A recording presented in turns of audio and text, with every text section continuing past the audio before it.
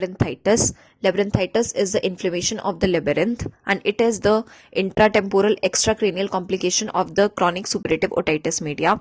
It is of three types: circumscribed type, serous type, and diffuse type. In circumscribed type, the thinning and erosion of the bony capsule of the labyrinth occurs. The cause is chronic suppurative otitis media or any surgical or accidental injury to the inner ear. The patient presents to us with vertigo, which is induced by cleaning of the ear, by applying pressure over the tragus, and while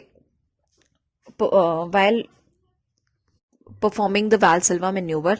The treatment we give is in chronic suppurative otitis media, the surgical exploration of the mastoid is required to locate the source of infection, along with antibiotic therapy before and after the operation.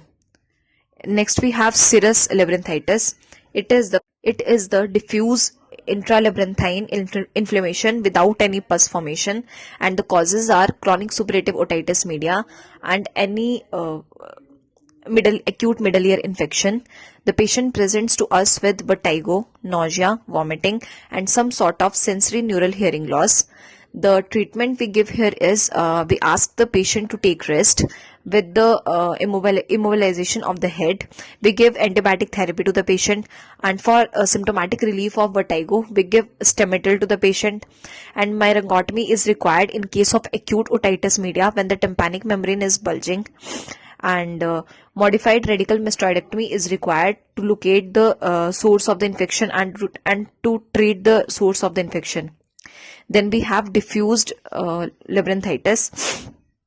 This is diffuse pyogenic infection of the labyrinth that leads to permanent loss of vestibular and cochlear functions.